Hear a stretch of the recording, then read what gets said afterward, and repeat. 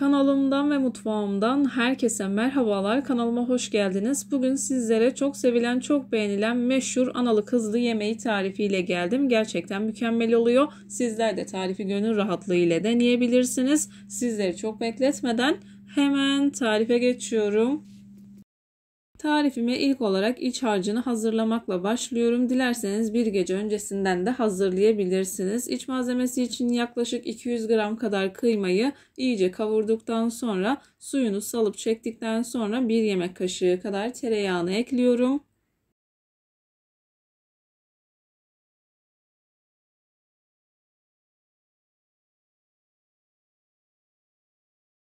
Ben kıymasını biraz fazla hazırladım. Sizlere yarı ölçü olarak veriyorum. 1 yemek kaşığı kadar tereyağını ekledikten sonra 2-3 yemek kaşığı kadar da sıvı yağını ekleyip kavurmaya devam ediyorum.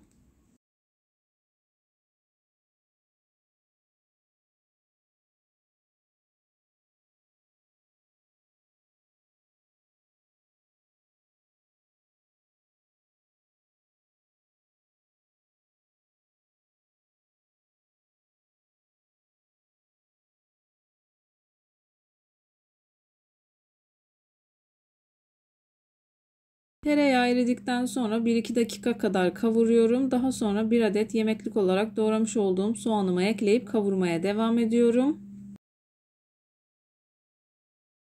Soğanları elinizden geldiği kadar minik minik doğramaya özen gösterin.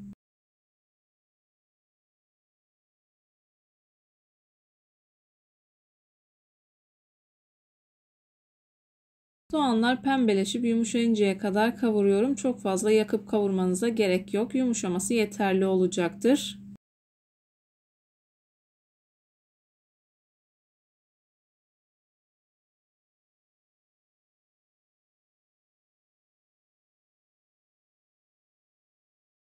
Soğanını kavurdum. 1 tatlı kaşığı kadar biber salçası kullanıyorum. Dilerseniz domates salçası da kullanabilirsiniz.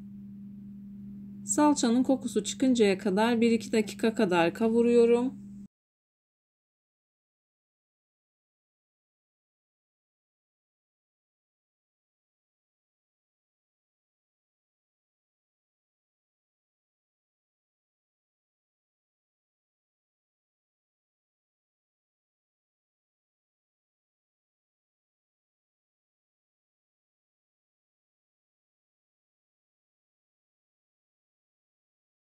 Salçanın kokusu çıkıncaya kadar kavurduktan sonra 1 çay kaşığı tuz, 1 çay kaşığı kuru reyhan, 1 çay kaşığı kimyon, yarım çay kaşığı kadar da karabiber ekliyorum.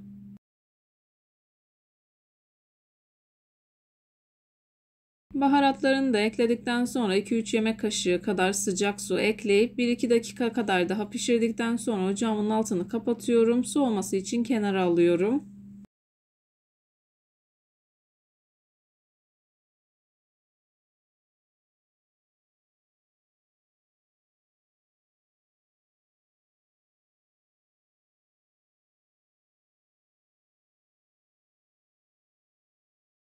İç harcını soğuttuktan sonra buzdolabına kaldırıyorum. İyice donmasını sağlıyorum. Bu arada ben de bulgurlarımı ıslatıyorum. Bulgur için ben 2 bardak kadar içli köftelik bulgur kullandım. Yarım bardaktan biraz daha fazla olacak şekilde irmik, 1 çay kaşığı tuzumu ekledikten sonra güzelce karıştırıp üzerine 1 bardak sıcak su ekliyorum. Suyu azar azar dikkatli bir şekilde eklemeye özen gösterin. Bulgurun markasına göre alacağı su miktarı değişebilir. Bulgur tanelerinin ıslanması yeterli olacaktır. İyice karıştırdıktan sonra elimle bastırıyorum. Daha sonra üzerine uygun bir tabak ile kapatıp bu şekilde yarım saat kadar dinlendiriyorum. Eğer vaktiniz varsa 1 saat kadar da dinlendirebilirsiniz.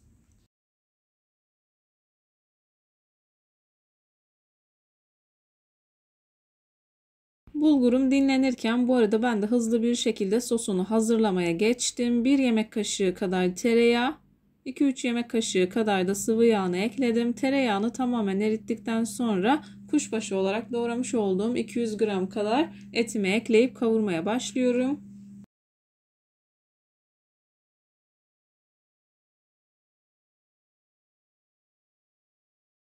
Videomu tam da buraya kadar izlediyseniz her zaman olduğu gibi sizlerden ricam yoruma kalp olur, emoji olur veya tarifim hakkında farklı bir fikriniz varsa bunu da benimle paylaşabilirsiniz. Ayrıca videolarımı sevdiğiniz kişilerle de paylaşarak bana bu şekilde destek olabilirsiniz.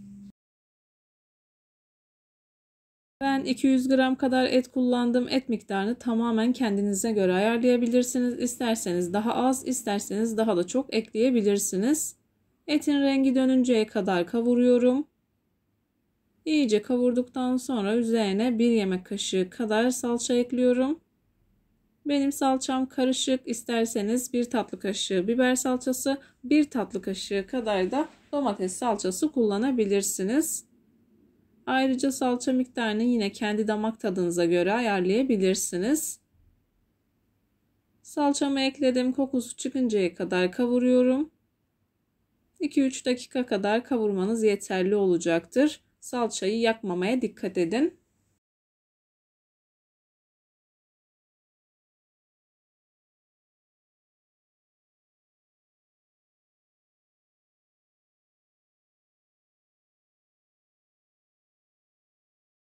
Salçamı kokusu çıkıncaya kadar 2-3 dakika kadar kavurdum. Üzerine 2 litre kaynar su ekliyorum. Kaynar suyu ekledikten sonra üzerine 1 çay kaşığı dolusu toz kırmızı biber ekleyip kapağını yarım olacak şekilde kapatıyorum. Bu şekilde yavaş yavaş kaynamasını bekliyorum. Eti ara ara kontrol edebilirsiniz. Suyu azaldıysa kaynar su eklemesi yapabilirsiniz.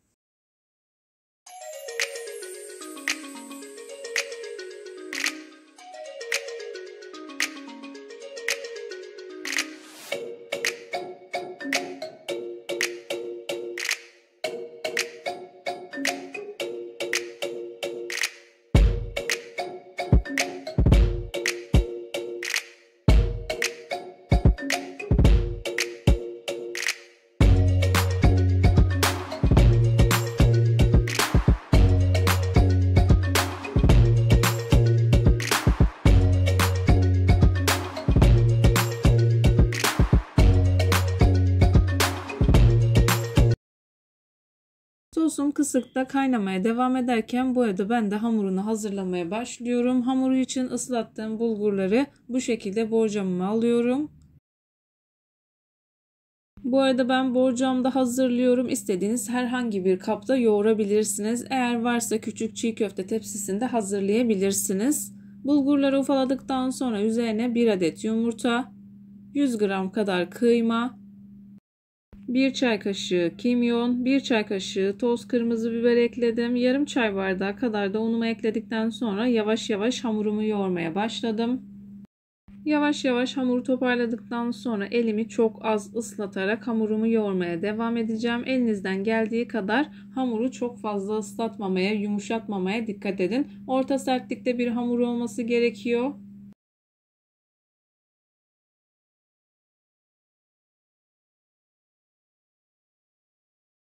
Videolarımda yapmış olduğum tariflerin elimden geldiği kadarıyla püf noktalarını vermeye çalışıyorum. Ama yine de aklınıza takılan herhangi bir şey olursa yorumlara yazarsanız gördüğüm zaman sizlere dönüş sağlarım. Yine aynı zamanda videonun altındaki açıklama kısmına malzeme listesini tam not olarak ekleyeceğim. Dilerseniz oradan da bakabilirsiniz.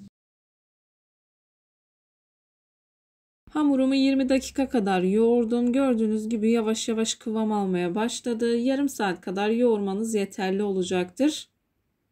Tabii ki yine de bilek gücünüze bağlı, daha az veya daha çok yoğurabilirsiniz. Elimi sadece az az ıslatarak yoğurmaya devam ediyorum. Gördüğünüz gibi bulgurum hamur kıvamını aldı. Bu aşamadan sonra 1-2 dakika kadar daha yoğurmam yeterli olacaktır.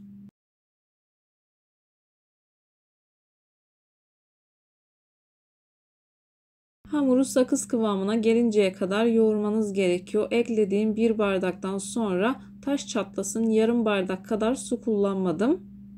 Ne kadar az su kullanırsanız, bilek gücüyle hamuru yoğurursanız hamurunuz o kadar güzel olacaktır.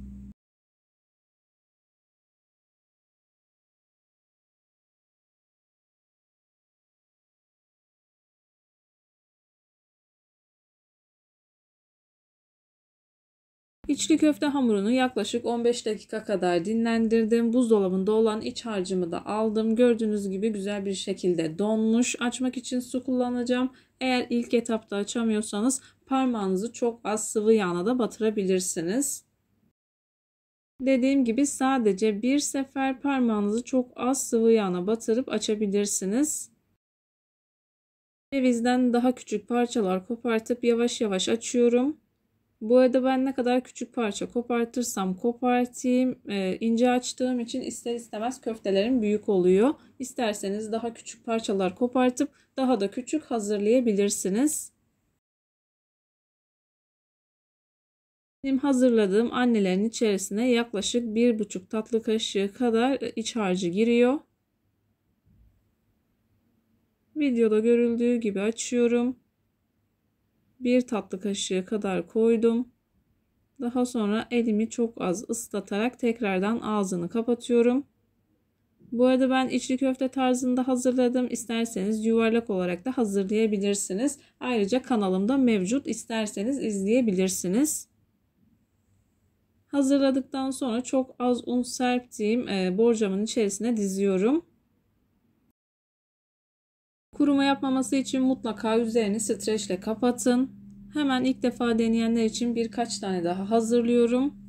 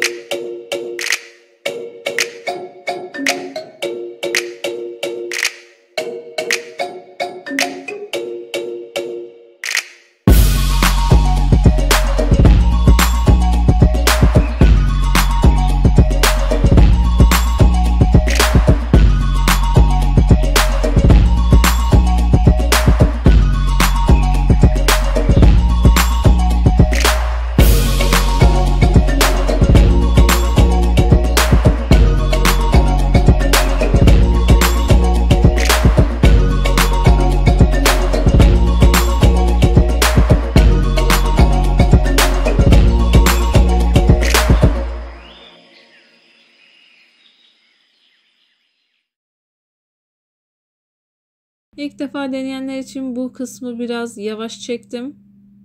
Bu şekilde şeklini verdikten sonra borcamı alıyorum. Bu arada analarını hazırlarken biraz kızlarından da hazırladım.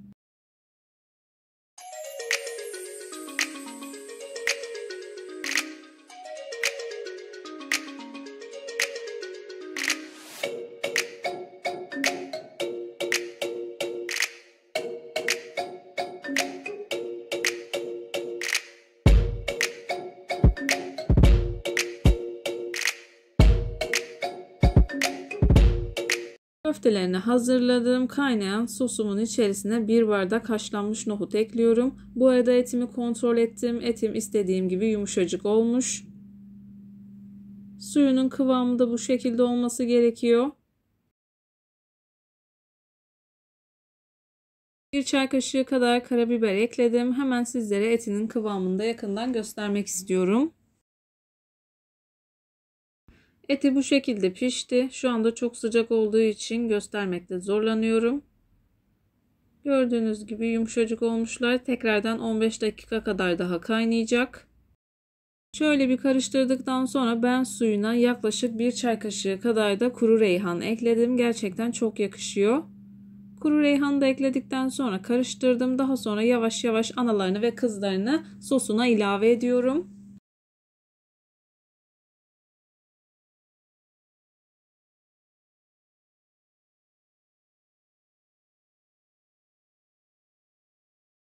Yağlarını ve kızlarını koyduktan sonra orta ateşte yaklaşık 15 dakika kadar pişiriyorum.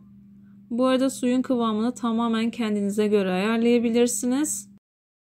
Ben biraz az sulu hazırladım. Eğer biraz daha sulu seviyorsanız daha da sulu hazırlayabilirsiniz.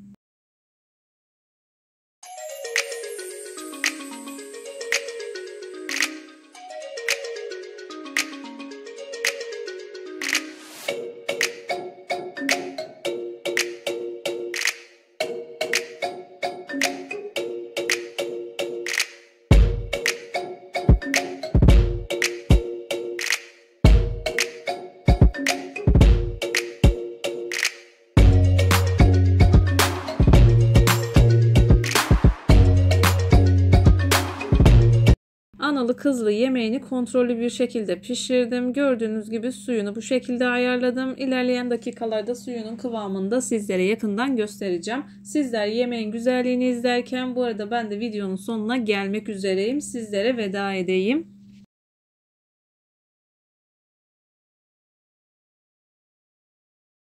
Suyunun kıvamı tam da bu şekilde olması gerekiyor. Videomu beğendiyseniz beğenmeyi, kanalıma hala abone değilseniz bu videodan sonra kanalıma abone olmayı, bildirim zilini açmayı lütfen unutmayın. Kendinize ve sevdiklerinize çok iyi bakın. Başka bir tarifte, başka bir lezzette görüşmek üzere. Hoşça kalın. Allah'a emanet olun.